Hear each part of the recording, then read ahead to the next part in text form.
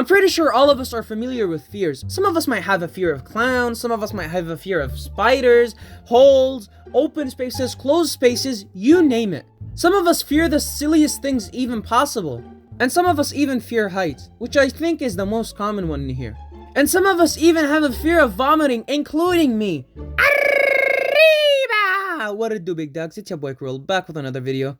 No one really mentions fears as often, which is really important, to be honest. I mean, some would rather die than face a fear. I'll use myself for example. I would rather jump off of the highest bridge without a parachute and not vomit. Okay, it's just not for me. It gets to the point where I literally strangle myself until the feeling goes away. Like, it's hard for me to believe that if I vomit, nothing is gonna happen to me. It's just hard. But there's nothing better than facing a new fear. Like, I have a fear of everything. Heights, open spaces, you name it. And this happened to me not too long ago. About 6 months ago, when I was preparing to go to bed, I brushed my teeth, I did everything, and then I went to bed. And honestly, that day, I've done a bad thing, and I think I deserve it. And I have a cat. Not that it's relevant to the story, but it's kind of relevant, I guess. And so when I sleep, I don't like the doors closed. Because 3 years ago, I had a dream of a monster trying to close my door, and so I was trying to scream my mother's name, and her room is literally right in front of me. But it was like someone's trying to keep my mouth shut, like someone had their hand forcefully closing my mouth. And so I guess I have a fear of closed doors. Like I said, I have fears of everything. I might even have a fear of your mom. Anyways, so as I was laying in bed, my mom came in the room and closed the door. And it's not like I'm alone, okay? I have a bed next to 2 of my brothers. But I mean, it takes them 2 seconds to fall asleep, and it takes me about a year. And sleeping next to a sleeping person is just like sleeping next to a dead person. That sounded wrong. Forget what I said. You get my point though. And so after my mother closes the door, 20 minutes go by, and again, I'm still not sleeping. I don't even feel a hint of tiredness.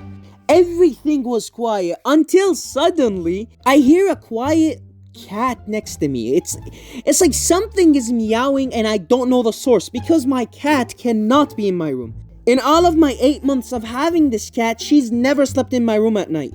And so I knew damn well it wasn't my cat. And I was scared, okay? And so I just froze in place. There was a lot of stuff going on after that. I sleep on a bed that has a shelf, you could call it.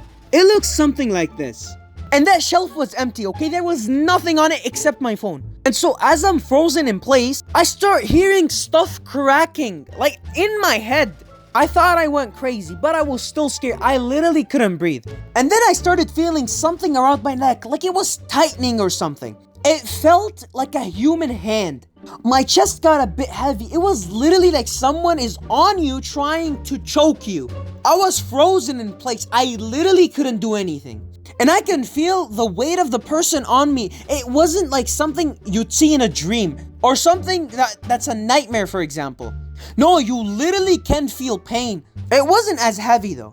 That thing stood on me for a couple of seconds and then I just felt my neck going crazy. I couldn't inhale air at all. And as it's choking me, all I can think of is the stuff I didn't do in life. Cause I thought I was gonna die. I literally had no escape. I couldn't move. I couldn't open my eyes. I couldn't even open my mouth. Like, I wanted to open my mouth. I wanted to say, God, if you're gonna take me, forgive me. If you're gonna keep me, help me. Like, in my heart was literally everything bad I did. Like, I wanted to see if all of the people I've dated then broke their heart. I wanted to know if they would forgive me. Like, was I good to people? If I face God this second, am I going to be forgiven? Am I going to hell or heaven? I don't know why this became a religious topic. But this went on for like 10 seconds. And everything you just heard just happened to me in 10 seconds. As I was deep in my thoughts, everything just stopped. I felt this person just leaving my neck and then getting off of me. And the sound stopped. I got up terrified. And I just got up, prayed, and then went back, watched SML, and then slept to it. The moral of the story is, death is unpredictable, and it can come to you at any time. So fix your relationship with people, be nice to them, because they will remember you based on how you treated them. And you want to be remembered as a good person. And always remember that this life is short. and it is not worth hurting others for it. I honestly don't know what, like, anything I said has any relevance whatsoever. Anyways, you get the moral of the story, I hope. Peace out, big dogs.